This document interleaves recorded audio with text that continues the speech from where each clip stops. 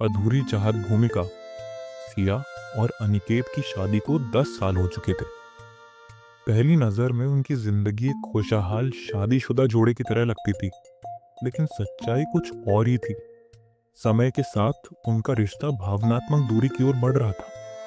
सिया को हमेशा लगता कि अनिकेत उसे समझने की कोशिश ही नहीं करता, और अनिकेत को लगता कि सिया बेवजह शिकायतें करती रहती है।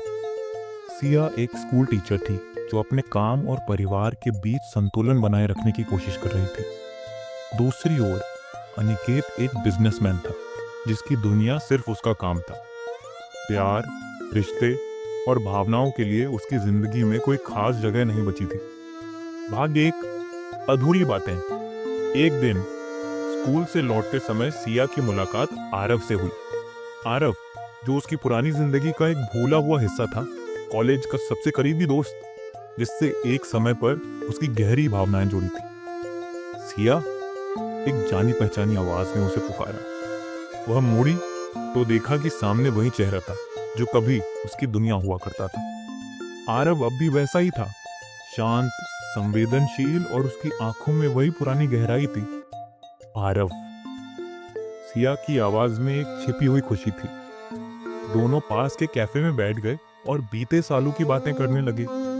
सिया को पहली बार महसूस हुआ कि इतने सालों में उसने खुद को कितना खो दिया था। तुम खुश हो, सिया? आरव ने सीधे उसकी आंखों में देखते हुए पूछा। सिया ने एक पल के लिए सोचा, फिर जबरदस्ती मुस्कुराने की कोशिश की। हाँ, मैं खुश हूं। लेकिन आरव की आंखें उसकी सच्चाई पढ़ सकती थी। भाग दो। टूटता हुआ रिश्ता। उस रात जब सिया घर लौटी तो अनिकेत हमेशा की तरह लैपटॉप में व्यस्त था। आज मेरा एक पुराना दोस्त मिला, सिया ने उत्साह से कहा। अच्छा, कौन? अनिकेत ने बिना नजर उठाए पूछा। आरव, कॉलेज का दोस्त। अच्छा है। सिया ने कुछ और कहने की कोशिश की, लेकिन अनिकेत पहले ही ईमेल में डूब चुका था। वह चुपचाप उठी और बालकनी में जाकर बैठ गई। ठंडी हवा उसके चेहरे को छू रही थी, लेकिन उसके भीतर कहीं कुछ जल रहा था, शायद वो प्यार जो धीरे धीरे बुझ रहा था।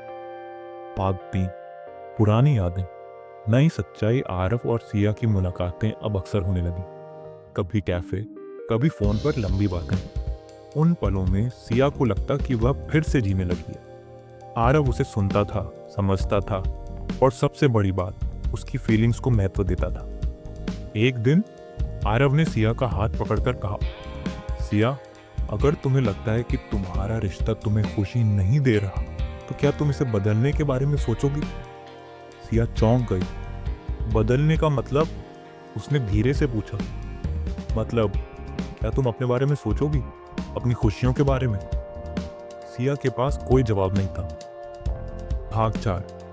टकराव एक रात। जब सिया घर लौटी तो अनिकेत हमेशा की तरह अपने फोन में व्यस्त था। अनिकेत, हमें बात करनी चाहिए। अभी? बहुत थक गया हूँ सिया, कल बात करते हैं। हमेशा कल अनिकेत, कभी आज क्यों नहीं? अनिकेत ने पहली बार ध्यान से सिया की तरफ देखा। क्या हुआ है तुम्हें? मुझे नहीं अनिकेत, हमें कुछ हो गया है। हम साथ हैं लेकिन फिर भी अलग अलग। क्या तुम्हें नहीं लगता? अनिकेत चुप हो गया। शायद पहली बार उसने यह महसूस किया कि सिया जो कह रही थी वो सही था। भाग 5। फैसला। सिया अब एक मुश्किल मोड़ पर थी। उसे तय करना था, क्या वह अपने रिश्ते को एक और मौका देगी या फिर खुद के लिए एक नई जिंदगी चुनेगी। आरव उसके साथ था, लेकिन वह जानती थी कि यह फैसला सिर्फ उसका था। एक दिन सिया ने अनिकेत से कहा, मैं कुछ दिनों के लिए अकेले रहना चाहती हूँ, सोचने के लिए। अनिकेत ने पहली बार बिना किसी सवाल के हामी भर दी। भाग 6। आखिरी मुलाकात। सिया ने कुछ दिन अपने लिए निकाले। वह एक पहाड़ी इलाके में चली गई जहां शांति थी। वहां बैठकर उसने खुद से पूछा, क्या वह सिर्फ अनिकेत की कमी महसूस कर रही थी या वह खुद भी कहीं खो गई थी? आरव ने उसे कॉल किया। तुमने क्या सोचा सिया? सिया ने लंबी सांस ली।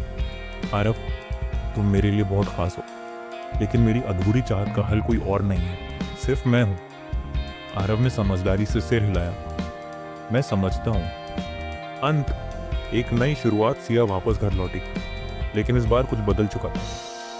अनिकेत, उसने कहा, हमें फिर से कोशिश करनी होगी, लेकिन इस बार सच में। अनिकेत ने उसकी आंखों में देखा और कहा, मैं भी यही चाहता हूँ। शायद ये रिश्ता पूरी तरह से नया नहीं हो सकता था, लेकिन इसे फिर से बनाया जा सकता था, इस बार सच्चाई और समझदारी के साथ। अधूरी चाहत अब अधूरी नहीं रही, बल्कि एक नई शुरुआत बन गई। शुरुआत बन